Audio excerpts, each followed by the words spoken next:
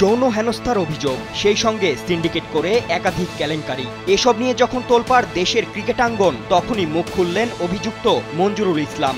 এএফপিকে দেয়া সাক্ষাৎকারে তিনি বলেছেন, অভিযোগটি পুরোপুরি মিথ্যা।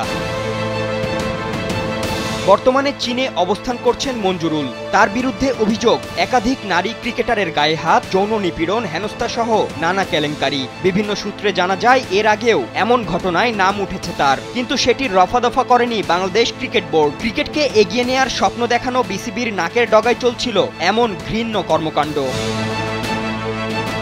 এক সাক্ষাৎকারে ঠিক এমনই বিস্ফোরক অভিযোগ তোলেন বাংলাদেশ নারী ক্রিকেট দলের সাবেক অধিনায়ক জাহানারা আলম, যেখানে বাংলাদেশ নারী ক্রিকেট দলের সাবেক নির্বাচক এবং টিম ম্যানেজার মঞ্জুরুল সহ বিসিবির নারী বিভাগের প্রয়াত সাবেক ইনচার্জ তৌহিদুর রহমানের বিরুদ্ধে পিরিয়ড নিয়ে আগ্রহ, কুপ্রস্তাব সহ যৌন হেনস্থার কথা জানান তিনি। এমনকি পিরিয়ড শেষে একান্তে ডাকার কথাও জানান জাহানারা, কিন্তু এমন অভিযোগকে উড়িয়ে দিয়েছেন মঞ্জুরুল। বার্তা সংস্থা এএফপিকে দেয়া সাক্ষাৎকারে মঞ্জুরুল বলেন, এসব কিছুই মিথ্যা, চাইলে দলের অন্য মেয়েদের জিজ্ঞাসা করে দেখতে পারেন।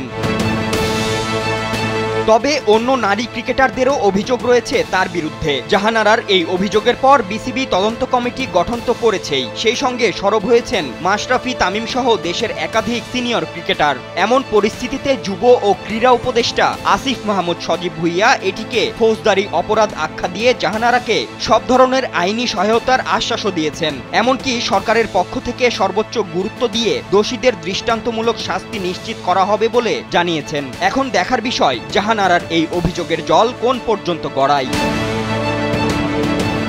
ফাতিন ইশরাক, কালবেলা।